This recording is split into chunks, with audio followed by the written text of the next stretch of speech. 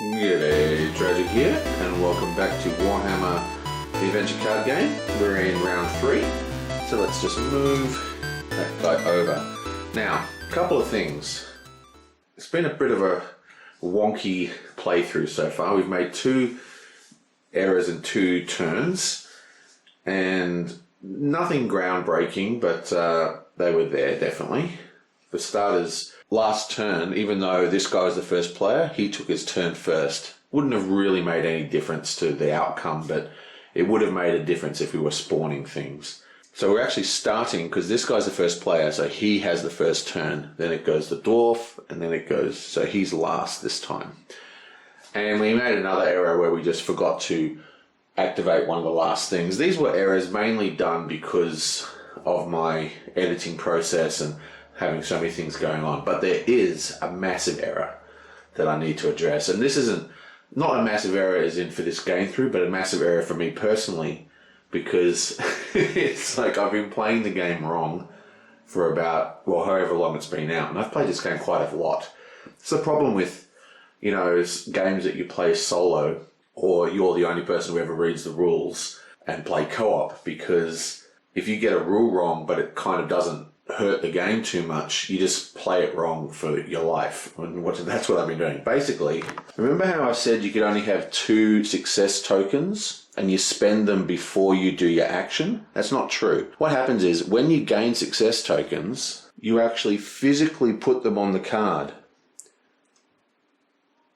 not into like a general pool. So those 2 tokens can only ever be used on that card. You still spend them in the same way, but when you gain them, they go directly to the cards. In this early stage of the game, it's made no difference, but it will in the future, and it actually makes the game a tiny bit harder, which makes more sense because the game has always seemed a little easy to me. So we'll see how this change affects it.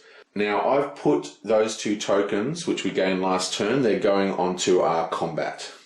And there is one more error as well. The rules say that you can have multiple accessories, but because we're playing a campaign mode, we're actually only allowed 1 item at all. We have to actually go into the blacksmith and, you know, get extra belts, I guess, thematically, but you've got to spend an action in the town at the end of the quest to increase your carrying capacity. So we have to discard one of these. Now, there's 2 ways we can do this. The first is, this is the one we got first, and this is the one we got second, so we could discard this one and keep this one, right? The other choice is we just random them. And the reason why we should make this decision, I think I'm going to do it random, is because this one here gives us +2 attack, which is really handy because sitting in front of him is a big, horrible grump monster. Now, this error is something that I blame on FFGs. FFG started doing this terrible thing where they split the rulebook into 2, so there's like a kind of quick play rules, and then there's the deeper rules. And the problem is they leave all these rules out of the quick play book. So you play the quick play, you get an understanding, and then you go, well, I don't need to access the reference guide. So, you know, because you think you're doing it right.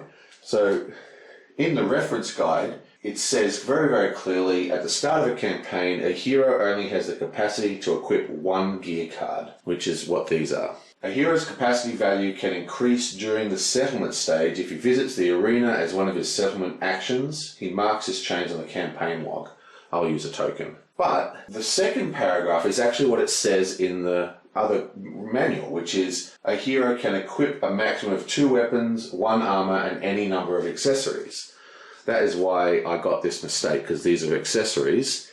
So I thought, oh, we can equip as many as we want, you know, but of course I was reading the wrong manual. So we're going to randomly choose which one of these to get. So 1 to 3, we're going to have the scroll, and 4 to 6, we'll have the pendant. 4 to 6. So this goes into the discard pile, and that is the way the gear cards work, is that during the setup, we only get 12 cards, and when this deck runs out, they're gone, but there are ways to access cards from the discard pile. And we'll keep that 1 item. Let's try and do a good turn. Well, the first thing we're going to do is our fire bloke is going to use aid. and he's going to aid the dwarf. So his aid is called Fan the Flames, and you get to roll 2 dice. He's got no one engaged, so it's just 2 white dice. And the target hero can ready 1 action and may suffer 1 wound to claim an additional success and ready 1 additional action, which is exactly what he's going to do. Right, so let's roll this sucker. Bam! Ooh, nice. So this is our first exploding die. So the exploding die counts as a success, and then we get to roll it again. So that is actually 4 successes. Amazing. So we get 4 things to place. I'm going to place 2 on Explore. I'm going to place 1 on Shield Wall and 1 on Stubborn Resolve. We are also going to suffer 1 damage. And we're going to place another one on Shield Wall. Stubborn Resolve, beg your pardon. Place another one on Stubborn Resolve. So he's completely powered up now. Now, we've also had an aid action cast upon us, so we can get rid of bleeding. So another hero aids you, discard this card. So we will. And we get to refresh 2 actions, 1 because of the aid ability and 1 because we took a wound. He is ready to rumble. And now we're actually going to do his turn, and we're going to do his attack card. And the first thing says you may engage up to 2 enemies. There is only 1 enemy, so we're going to engage Grump. And then we're going to spend both his tokens that we just gained. So that's 2 tokens. And we get to roll 2 dice. So that's 2 dice. And there's 1 black enemy. So we have to roll 1 black die as well. Come on. Big numbers. Big numbers. You blam! Oh, excellent. Man, I'm rolling on fire. At least I'm rolling well. Okay, so we actually have 1, 2, 3, 4, 5, 6 damage. Plus, unfortunately, he did roll the Nemesis die. So this is new. We haven't seen this before. This is a special attack just for the Nemesis. And it says, distribute 2 wounds among the party. So I'm just going to take 2 wounds here and bring that down to 7. Now, we actually did 6 damage. It's a bit shiny and bright outside, so sorry about that. But we did, we rolled 4, plus we had the 2. And he is 6 damage, but he has 1 armor. So that means he ends up with 1 damage left. Now we have our elf, and we're going to do the explore action here. Yeah, bam, Orion's Hunt. And we basically just roll 2 dice and we get to explore, and then we grab a dungeon tile. Now again, we don't have anyone engaged with us, so there's no black die. So we just roll 2 dice. Yeah, bam! Oh, cocked. So exploding dice as well, unfortunately. Oh, I've got to stop saying blam and all those stupid noises. Okay, so that is 1 success. Plus we have an exploding dice, which is another success. Let's roll it again. And a shield, which you don't need because there's no one else. So that's 2 explore tokens. Yabam. Oh, there's the yabam again. I've got to stop saying it. It's getting a bit ridiculous. And then I can draw a dungeon tile. Yablonk. Shrine. The place is quiet and peaceful, restorative, if you but rest for a moment. You may exhaust 1 action to recover 1 health and claim a success token. Okay, so we're going to do that. We're going to exhaust Washful Sprites. That gives us a health back, takes us to 10. And we're going to claim a success token and place it on Deadly Shot. I actually quite like this new way of doing it. But more interesting is that this card has a treasure icon. There's only 1 treasure icon, and even though the rule says the amount of treasure icons on the card, they've all got 1 because we never got an expansion. Boo! I need to remake this game, reskin it with like, I don't know, what's that? Rune Wars or something. Or better yet, Twilight Imperium. Anyway, boom boom. We've got a treasure icon, which means we can draw a gear card. Now, we can draw the gear card from the deck, all from the discard pile. I think we're just going to take one from the deck. We want to deplete this deck as quickly as possible, and then the dungeon cards will allow us to hunt. But this is a very good card, actually, the Magic Scroll. Maybe I'll just take this back. Target one additional enemy and apply +2. I think it gives range, and he's already got range. I think we're just going to draw a brand new one. Yoink! What have you got? During your action, you may re-roll one enemy die. Excellent. Now, what's so great about this is that it doesn't have deplete. Now, deplete is kind of like bury. Deplete, you just put it like this and it's out of the game. It doesn't untap, and you can't, once an accessory, because it uses the accessory slot, once the accessory is actually flipped over like this and depleted, you can't even replace it. It sort of uses that slot. Anyway, but he's going to get that. So what's so great about that card is that it's sort of like a passive ability. He doesn't have to deplete or discard or anything like that or tap it. It's just always on, always re-roll the enemy dice. Fantastic. And lastly, we have the priest, and he's going to do Righteous Fury, which is his attack action.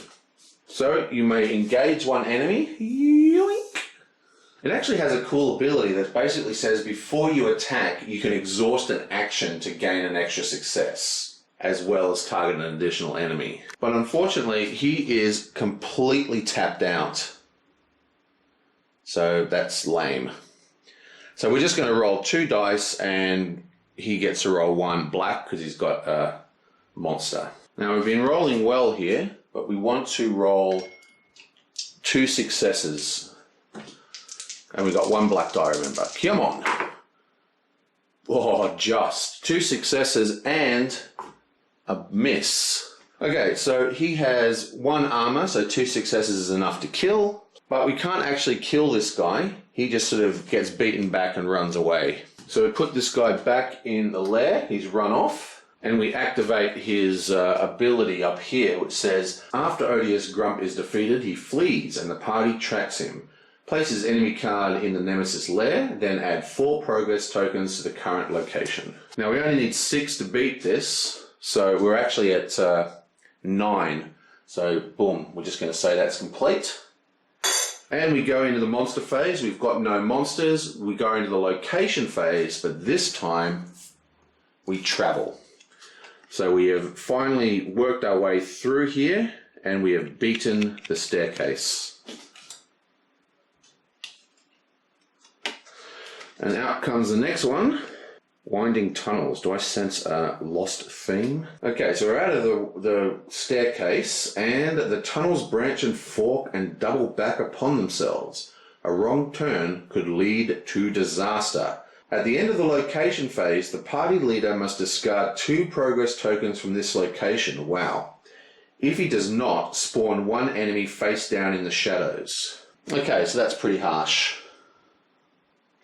So it's a similar kind of effect. We have to take 2, we get the choice though. We can remove 2 or face another monster. And considering how easily we dealt with the monsters last round, then I think we should be fine.